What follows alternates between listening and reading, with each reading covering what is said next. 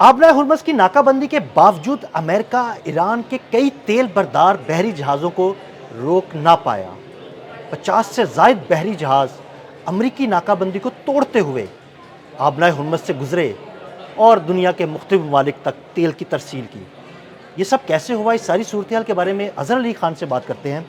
अज़हर भैया, अमेरिका कह रहा है जी बड़ी सख्त नाकाबंदी है, ईरान के जहाज़ गुजर नहीं देंगे, लेकिन जो ताज़ा तरीन अपडेट्स आई हैं तकरीबन 50 या 52 इसके करीब करीब कोई जहाज़ हैं, 50 से ऊपर ही हैं, उन्होंने अमरीका की नाकाबंदी तोड़ी है। यानी मेरे ख्याल में तो उन्होंने अमरीकी बहरिया को शिकस्त दे दी है। अमेरिका की जो नाकाबंदी थी ना, जो उन्होंने समंदरों में की थी, वो पाश एक बार फिर कर दी है। उनको उड़ा के रख दिया ईरान के जहाज़ों ने, और 52 जहाज़ जो हैं वो वहाँ से गुजर गए, कामयाबी से गुजर गए। इसमें 31 ऑयल टैंकर हैं और 21 कार्गो के जहाज़ हैं, दीगर कार्गो है उसके अंदर।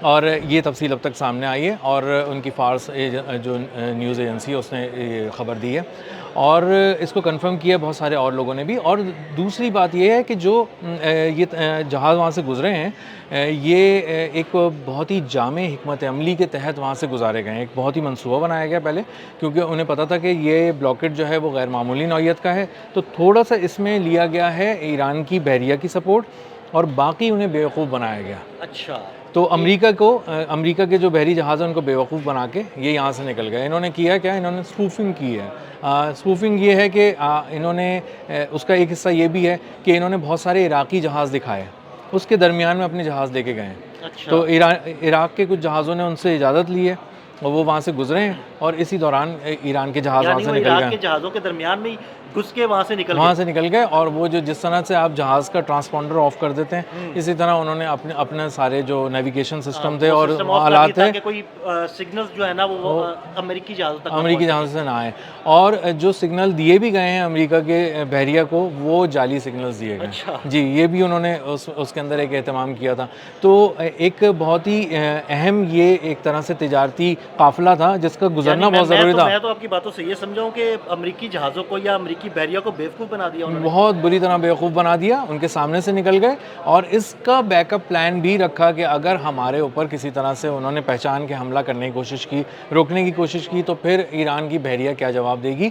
और इस बात को आप जोड़ें मसूद पज़ेश्कियान के बयान से कि ये नहीं चलेगा आपके नाकाबंदी, और हम इसका जवाब बहुत ही सख्त अंदाज में देंगे। अगर आपने इसको ज़रा तवील करने की कोशिश की नाकाबंदी को, तो आपको इसके बहुत ही ऐसे असरात देखने को मिलेंगे जो आपके लिए किसी भी सूरत काबिल कबूल नहीं होंगे।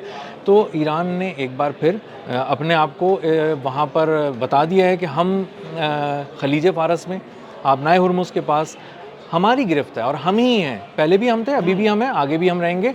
और अमेरिका की जो नाकाबंदी है, इतनी बड़ी नाकाबंदी है, ब्लॉकेड पूरा है, बहिर अरब के से पहले तक ये सारे खड़े हुए हैं ये जहाज़, और वहाँ पे 10,000 एहलकार भी तैनात हैं। इतने दिन से खड़े हुए हैं, 13 अप्रैल से गालिबन इन्होंने किया हुआ था शुरू। तो उस वक्त से अब तक ईरान के जहाज़ पहले 34 चले जाते हैं, फिर 52 चले जाते हैं। तो ये जो कहते हैं ना कि हमने 3 दिन से किसी को नहीं गुजरने दिया, तो अब ये समझ में आ रहा है कि ये बात अमेरिका सही कहता है, क्योंकि ईरान खुद ही नहीं गुजरना चाहता। वो पहले जमा करता है अपने पूरे काफिले को, काफिला बनाता है, फ्लीट बनाता है पूरा, उसके बाद उनको स्पूफिंग करता हुआ वहाँ से ले जाता है और वो बेवकूफ़ बन जाता है। मुझे लगता है वो पूरा काफिला बनाता है, उसके बाद ईरानी बहरिया उसको स्क्वाड करती है, पूरी प्रोटेक्शन देती है। जब वो ईरानी बहरिया उन जहाज़ों को प्रोटेक्शन देती है तो अमरीकी बहरिया कुछ नहीं कर पाती। ऐसा ही है, और इसका सबूत भी है।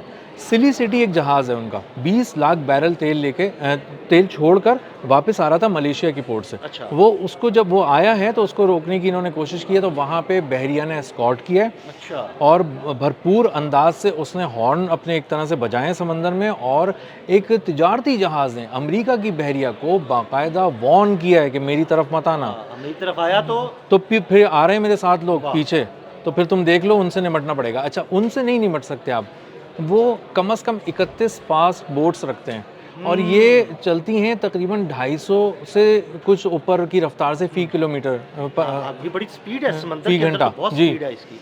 तो ये आती हैं तेज़ी से, और इसकी वीडियो भी शूट करके ईरान ने पहले डाल दी थी।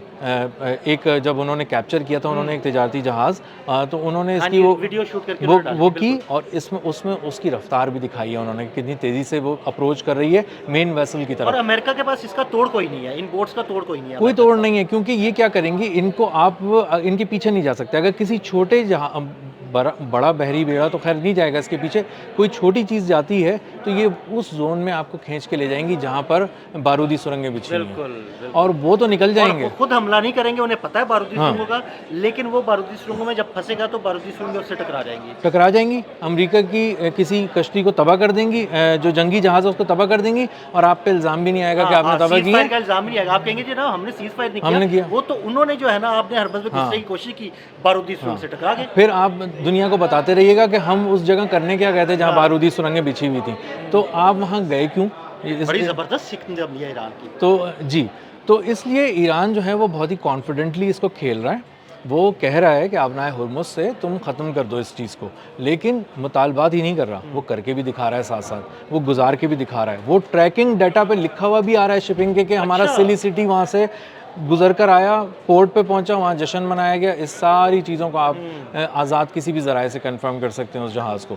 तो उनके पहले 34 जहाज़ आ गए थे, अब यहाँ से 52 चले गए। तो जब इतने इतने जहाज़ों को आना जाना है तो फिर आपकी किस बात की नाकाबंदी है और किस बात का आपको अकड़ है आपके अंदर कि हम तो किसी को गुजरने नहीं देंगे और हमसे बात नहीं करेंगे। और मज़े की बात यह है कि ये जो 52 जहाज़ गुजरे हैं, इसमें जो पेमेंट हुई है चाइनीज़ युआन में हुई है और कुछ डिजिटल पेमेंट्स हुई हैं, यानी पेट्रो डॉलर गया, पेट्रो युआन की हुक्मरानी शुरू हो गई। और इस हुक्मरानी को कायम करने में हमेशा तारीख याद रखेगी कि भारत का भी हाथ था, कि उसने भी पेमेंट की है अभी। और ये जो अभी 52 जहाज़ गए, इनमें से एक जहाज़ उनको भी जाना था भी गया है। जी, और उन्होंने चाइनीज़ युआन में पेमेंट की, उन्होंने किसी डिजिटल करेंसी में पेमेंट नहीं की। अच्छा, जी, तो वो चीनी युआन को भारत अब मजबूत बना रहा है और अमेरिका को कमज़ोर करने की कोशिश कर रहा है। मेरा सवाल है, ईरान से जो खाम तेल निकाला जा रहा है वो कहीं ट्रांसपोर्ट नहीं हो पा रहा, जहाज़ खड़े हुए हैं, लेकिन ये तकरीबन 37 तेल बरदार बहरी जहाज़ गुजरे हैं, तो इसका मतलब है कि ईरान को एक ब्रीथिंग स्पेस मिली होगी, उसका तेल यहाँ से आगे चला गया और उसे थोड़ी सी जगह मिल गई तेल स्टोर करने के लिए। ऐसा ही है, जिसको कहा जा रहा था कि वो पुराने टैंकर्स के अंदर स्टोर कर रहे हैं, सब चीज़ें कर रहे हैं, वो अपनी जगह है। लेकिन ऐसा नहीं है कि ईरान बेबस हो गया है। जो पहले तक अभी खबरें आ रही थी उसमें ऐसा महसूस हो रहा था जैसे ईरान के लिए अब जगह कम हो गई। लेकिन वो जो आप खेलने जा रहे थे उसके खिलाफ, वो असल में ईरान ने खुद ही अपने आप को इतना महदूद करके रखा ताकि आपको फिर बेवकूफ़ बनाए और अमेरिका को फिर बेवकूफ़ बनाया।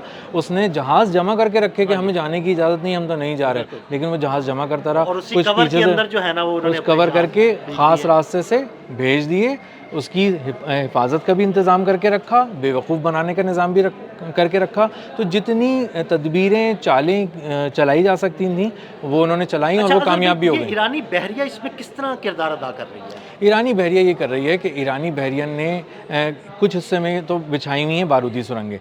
उन्हें पता है कि किस हिस्से से उनको अपने तिजारती जहाज़ लेके जाने हैं, उस वहाँ पर वो थोड़े फासले से रहते हैं और अपनी स्पीड बोट्स को वहाँ रखते हैं। ठीक है। तो उससे ये होता है कि जब ये दोनों जानिब स्पीड बोट्स होती हैं और शिप्स को पता लग जाता है कि भाई इस तरफ मेरे दाएं भी बारूदी सुरंग है, बाएं भी बारूदी सुरंग है, और स्पीड बोट्स के दरमियान में, दोनों स्पीड बोट्स के दरमियान में ऐसा रास्ता है जहाँ बारूदी सुरंग नहीं है या यहाँ से मैं गुजर सकता हूँ, ये सेफ रास्ता है। ये है। अच्छा, और जो अमेरिका जहाँ पे खड़ा हुआ है नाकाबंदी किए हुए, ये उसके से दूर दूर अपने साहिलों से करीब रहते हुए और एक सेफ पैसेज जो बनाया हुआ है, इन्होंने सोचा हुआ है, समंदर के जो रास्ते होते हैं उसमें से जा रहे हैं। अब अगर अमेरिका को आना है तो अमेरिका को खुद चल के उनके पास करीब आके, एक तरह से कह लें आप आसान ज़बान में, कि आना पड़ेगा।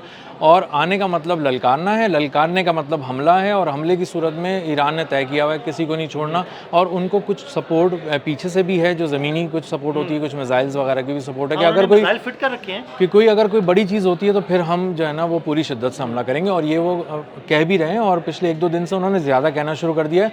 शायद यही वजह है कि उन्हें पता है कि उनकी जो जहाज़ हैं वो कामयाबी से आ जा रहे हैं दोनों तरफ, और पैसे भी वसूल कर रहे हैं, सारे ममालिक से राब्ते में भी हैं, तेल भी सप्लाई कर रहे हैं, गुजर भी रहे हैं अमेरिका की नाकाबंदी में। और वो रोज़ाना की बुनियाद पे अपने मिलियंस ऑफ डॉलर्स खर्च करके सिर्फ यहाँ इसलिए बैठा हुआ है कि आते जाते जहाज़ों को गिनता रहे, देखता रहे, और बस वो बेबस बना बैठा। बहुत शुक्रिया अज़हर भाई ने बड़ी तफसील के साथ इस सारे मामले पर रोशनी डाली। मज़ीद अपडेट्स के लिए हमें फॉलो करते रहें। अदील अहमद और अज़हर अली ख़ान को इजाज़त दीजिएगा। अल्लाह हाफ़िज़।